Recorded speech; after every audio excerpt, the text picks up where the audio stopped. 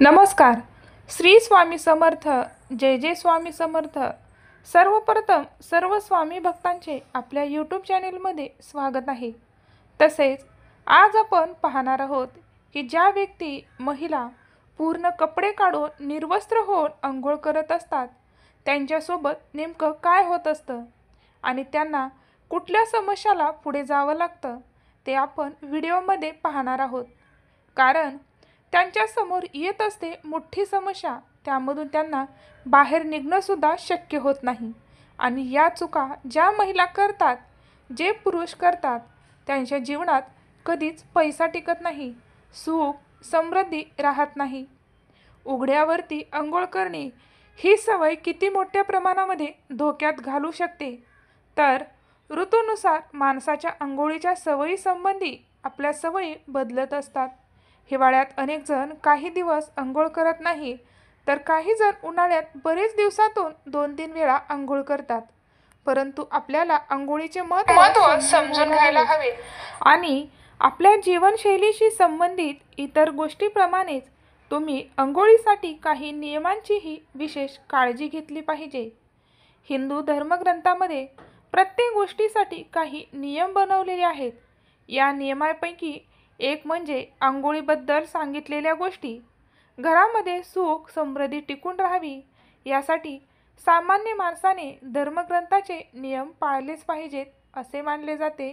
खरं तर अशा अनेक गोष्टी आपल्या शास्त्रात लिहिल्या आहेत, ज्याचे आपण शतकानुशतके पालन करत आलो आहोत. पण अजूनही काही कारणांची संपूर्णपणे माहिती आपल्याला नसते आणि ते नसल्यामुळे आपल्याकडून अशा चुका घडून येतात. अशा नियमापैकीच एक म्हणजे नग्न अंघोळ करणे किंवा उघडे कपडे काढून अंघोळ करणे. तुम्ही अनेकदा घरातील वडीलधाऱ्याचे म्हणणे ऐकले असेल की कधीही कपड्याशिवाय म्हणजेच नग्नावस्थेत अंघोळ करू नये. विवस्त्र अंघोळ करण्याला शास्त्रात काय म्हटलं आहे हे तर पाहूयात. भगवान श्रीकृष्णाच्या एका घटनेची आठवण करून देत म्हटलं जातं की गोपिका नदीवर विवस्त्र अंघोळ करत होत्या. त्यावेळी भगवान श्रीकृष्णाने त्यांचे कपडे चोरले होते. हे कपडे चोरल्यावर गोपिका फार हताश झाल्या. त्यांनी नटखट कृष्णाला आपले कपडे परत करण्यासाठी विनंती केली. गोपिकांनी खूप वेळ विनंती केल्यावर कृष्णाने त्यांचे कपडे परत केले होते. तसेच त्यावेळी भगवान श्रीकृष्णाने त्यांना या वागण्यातून बोध देत म्हटलं होतं, कधीही आपण विवस्त्र होऊन अंघोळ करणे बंद केले पाहिजे. असे केल्याने आपण जलदेवता वरुण यांचा अपमान करतो. त्यामुळे सार्वजनिक ठिकाणी अथवा बंद खोलीमध्ये देखील विवस्त्र होऊन अंघोळ करू नये. विवस्त्र अंघोळ केल्यास वरुण देव रागावू शकतो. अंघोळ करताना तुम्हाला असे वाटत असेल की बंद खोलीत तुम्हाला कोणी पाहत नाही, तर ते चुकीचे आहे. कारण देव तुम्हाला सर्वत्र पाहत आहे. जर तुम्ही नग्नावस्थेतच अंघोळ करत असाल तर ते प्रामुख्याने पाण्याची देवता वरुणचा अपमान करण्यासारखे आहे. नग्न अंघोळ केल्याने पाप होऊ शकते आणि आर्थिक आणि शारीरिक नुकसान होऊ शकते. नकारात्मकता आपल्या शरीरात प्रवेश करते.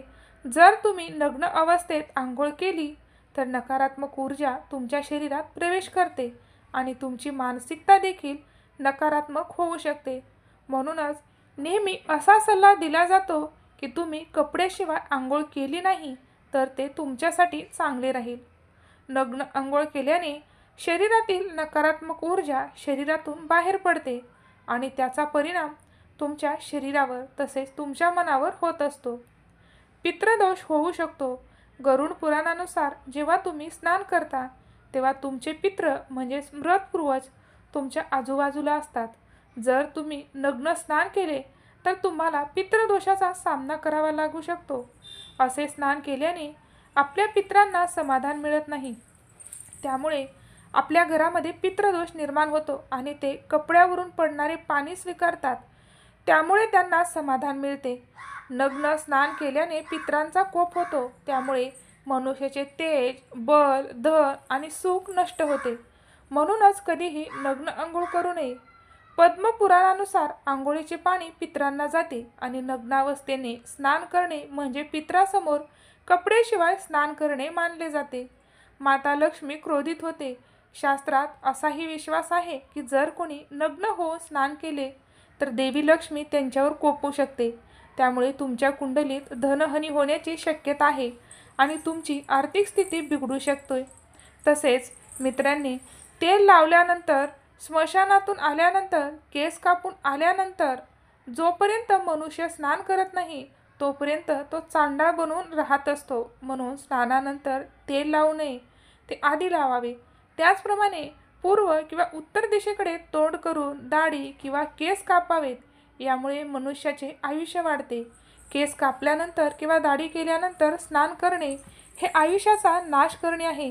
तसेच निर्वस्त्र होऊन स्नान करणे शास्त्रात संमत नाही. पुरुषाने नित्य मस्तकावर पाणी घेऊनच स्नान करावे. मस्तकावरून स्नान करूनच देवकार्य तसेच आपले दररोजचे कार्य करावे. इतरांच्या ठिकाणी श्राद्धाचे जेवण घ्यावे लागते, आपण ते नाकारू शकत नाही. मग श्राद्धाच्या जेवणाचे दोष लागतात. तेव्हा आपण जेवण घेऊन घरी आल्यानंतर डोक्यावरून पाणी घेऊन स्नान केले की दोष जातात, हेही आपल्या धर्मात सांगितले आहे. तसेच संसारी माणसाने किमान 2 वेळा जरूर स्नान करावे. पहिले स्नान सूर्योदयापूर्वी तर दुसरे स्नान सूर्यास्तानंतर करावे. स्नानाच्या वेळी दक्षिण दिशेला तोंड असू नये याची प्रत्येकाने दक्षता घ्यावी. गंगेचे पाणी असे, त्यामुळे आपले पापापासून मुक्ती मिळते असं म्हटलं आहे. जर प्रत्यक्ष स्नान करता आले नाही तर गंगेचे स्मरण तरी घरी केले तरी चालते. विद्वानांचे असे मत आहे की जेव्हा आपण रात्री झोपतो तेव्हा तोंडातून लाळ गळते, त्यामुळे शरीर अशुद्ध होते. त्यामुळे सकाळी उठल्यावर स्नान केले पाहिजे. विशेष जेव्हा तुम्ही कोणतेही धार्मिक कार्य सुरू करण्यासाठी जाता तेव्हा ते धार्मिक आवश्यक होते.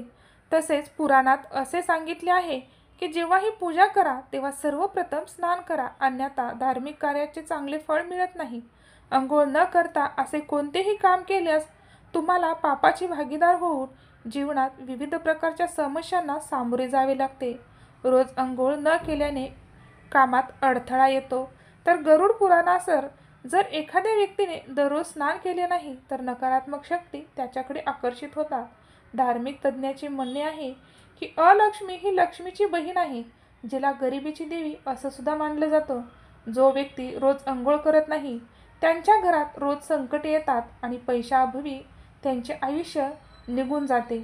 गरुड पुराणात अशा लोकांना पापीचा दर्जा देण्यात आला आहे आणि संकटाने भरलेले जीवन त्यांच्यासाठी एखाद्या भिक्षेसारखे बनते. अलक्ष्मी ही देवी लक्ष्मीच्या पूर्णपणे विरुद्ध असते.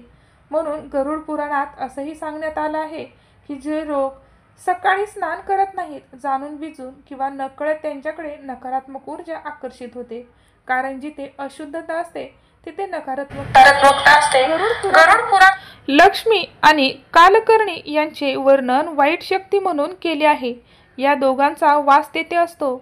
धर्मपुराणात अलक्ष्मीला देवी लक्ष्मीची बहीण म्हटले आहे, पण अलक्ष्मी ही देवी लक्ष्मीच्या पूर्णपणे विरुद्ध आहे. देवी लक्ष्मीला संपत्तीची देवी आणि अलक्ष्मीला गरिबीची देवी मानली जाते. त्यामुळे ज्या घरामध्ये अंघोळ केली जात नाही, स्वच्छता केली जात नाही, त्या घरामध्ये अलक्ष्मी कायम टिकून राहते आणि लक्ष्मीला तिथे वास्तव्य करता येत नाही. त्यामुळे त्या परिवारातील लोकांना सर्व ठिकाणी गरिबीचा सामना करावा लागतो.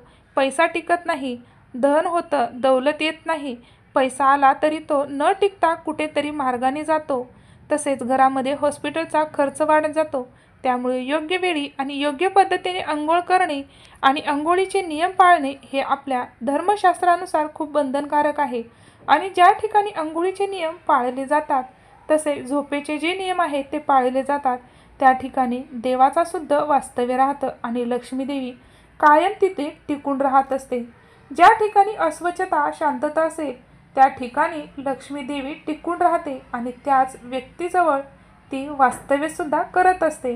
त्यामुळे हे आंघोळीचे नियम नक्कीच पाळा. धन्यवाद. श्री स्वामी समर्थ. जय जय स्वामी समर्थ.